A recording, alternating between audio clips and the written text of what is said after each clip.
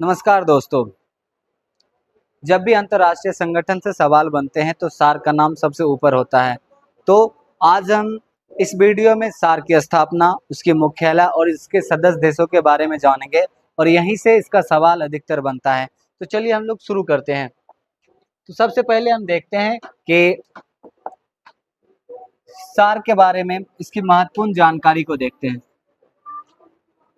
सबसे पहले SAARC SAARC का पूरा नाम क्या होता है? इसका जो पूरा नाम होता है वो है south Asian association for regional cooperation होता है। इसको हिंदी में दक्षिण एशियाई क्षेत्रीय सहयोग संगठन कहते हैं। इसकी स्थापना 8 दिसंबर 1985 ईस्वी को बांग्लादेश की राजधानी ढाका में हुआ था। सार्क का जो पहला शिखर सम्मेलन हुआ था वो भी 1985 ईस्वी में ढाका में ही हुआ था। स्थापना के समय ही इसका पहला सम्मेलन ढाका में ही हुआ था। सार्क की स्थापना ढाका में तो हुआ, लेकिन इसका जो मुख्यालय है वो नेपाल की राजधानी काठमांडू में है। सार्क की जो स्थापना है वो बांग्लादेश में हुआ था, लेकिन इसकी मुख्यालय की बात करेंगे तो इसकी मुख्यालय नेपाल में है। और इसकी आधिकारिक भाषा की बात करेंगे तो वो इसकी जो आधिकारिक भाषा है वो अंग्रेजी है। अब सार्क यानी दक्षेस, इसका नाम क्यों पड़ गया दक्षेस? एशिया के ये देखिएगा, आप लोग ध्यान से देखिएगा, ये है एशिया महादेश। एशिया महादेश के दक्षिण में स्थित होने के कारण, एशिया महादेश के दक्षिण में स्थित होने के कारण इस संगठन का नाम दक्षेस यानी सार्क पड़ गया है। और इस संगठन में जितने भी सदस्य देश है वो सब का सब एशिया के दक्षिण में ही स्थित है, इसलिए इसका नाम भी क्या पड़ गया? दक्षेस यानी सार्क पड़ गया है। आप देखेंगे इसमें मुख्य रूप से कौन कौन से सदस्य देश है। तो सबसे पहले समुद्रों के बीच में यानी द्वीप पर बसा हुआ देश है, उस देश का नाम है मालदीव। पहला जो देश है वो कौन सा देश है? मालदीव है। दूसरा देश की बात करेंगे तो वो है श्रीलंका। दूसरा देश कौन सा है? वो है श्रीलंका। तीसरा देश अपना भारत है, अपना प्यारा सा भारत तीसरा देश है। चौथा देश की बात करेंगे ना तो अपने पड़ोस में एक देश है, उस देश का नाम है पाकिस्तान।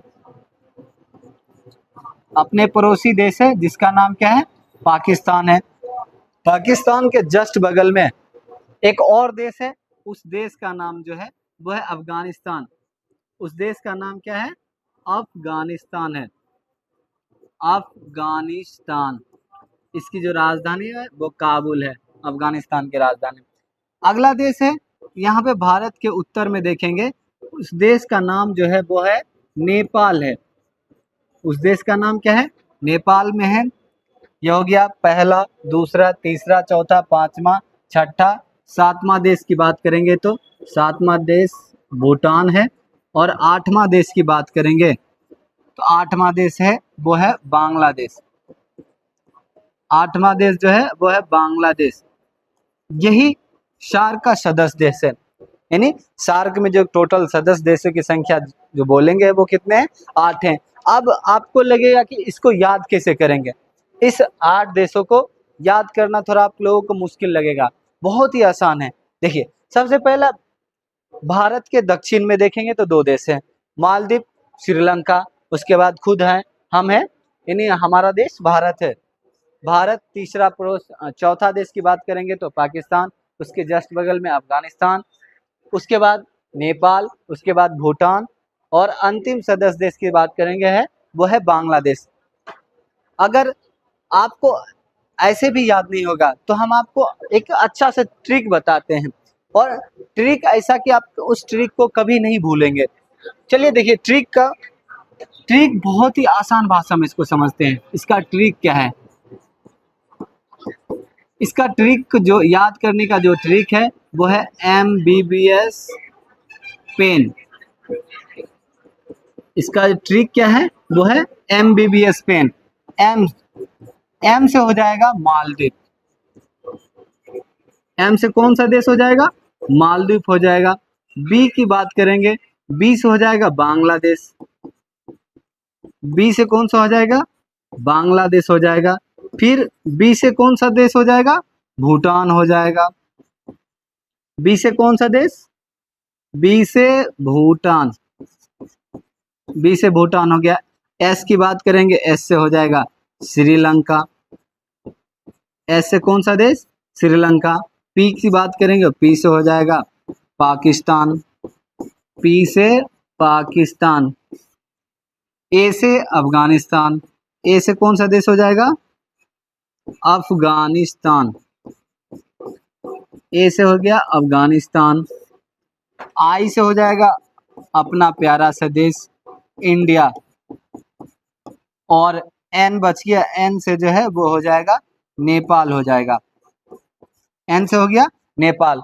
अब के एग्जाम, अब जो भी एग्जाम होते हैं ना, तो पहले जो क्वेश्चन पूछा जाता था ये पूछता था कि इनमें से कौन कौन से देश सार्क का सदस्य है। लेकिन अब थोड़ा सा पैटर्न चेंज हो गया है। अब ये नहीं पूछता है कि कौन कौन से देश सार्क का सदस्य देश है, अब ये पूछता है कि इनमें से कौन सा ऐसा देश है जो सार्क का सदस्य नहीं है। तो आपको इन सभी देशों को याद रखना होगा, तभी जाके पता चलेगा कौन सा सदस्य देश नहीं है। चलिए आगे बढ़ते हैं हम लोग। अगला देखेंगे, सार्क का मुख्य उद्देश्य। इसकी स्थापना का उद्देश्य क्या था? तो पहला उद्देश्य जन कल्याण, दक्षिण एशिया के लोगों के लिए कल्याण को बढ़ावा देना और उनके जीवन स्तर में सुधार लाना। दूसरा देखेंगे आर्थिक और सामाजिक विकास, क्षेत्र में आर्थिक विकास, सामाजिक प्रगति और सांस्कृतिक विकास को तेज करना। तीसरा उद्देश्य देखेंगे सामूहिक आत्मनिर्भरता, दक्षिण एशिया के देशों के बीच सामूहिक आत्मनिर्भरता को बढ़ावा देना और उसे मजबूत करना। चौथा उद्देश्य को देखेंगे आपसी विश्वास, एक दूसरे की समस्याओं को आपसी विश्वास और समझ के साथ हल करना। पांचवा उद्देश्य की बात करेंगे तो अंतर्राष्ट्रीय सहयोग, अन्य विकासशील देशों और अंतर्राष्ट्रीय व क्षेत्रीय संगठन के साथ सहयोग मजबूत करना। ये था पांचवा उद्देश्य। अब जो है वो सार्क का सम्मेलन आजकल क्यों नहीं हो रहा है, इसका रीजन क्या है? देखिए, भारत और पाकिस्तान के बीच आपसी तनाव और सीमा पर आतंकवाद इसका मुख्य कारण है। इन तनावों के कारण आपसी विश्वास और सहयोग का माहौल कमजोर हुआ है। 2014 में काठमांडू में हुए 18वें शिखर सम्मेलन के बाद अब तक कोई भी मुख्य शिखर सम्मेलन आयोजित नहीं हो सका। इसी वजह से सार्क संगठन फिलहाल थोड़ा सुस्त पड़ा हुआ है और इसकी गतिविधियां सीमित हो गई है। जब तक क्षेत्र में शांति, आपसी विश्वास और सहयोग का माहौल नहीं बनेगा, तब तक सार्क के पूर्ण रूप से सक्रिय होने की संभावना कम है। फिलहाल सार्क का बैठक होना थोड़ा सा मुश्किल लग रहा है, जब तक आपसी संबंध अच्छे नहीं होंगे। तो आज के लिए इतना ही, मिलेंगे नेक्स्ट क्लास में। जय हिंद।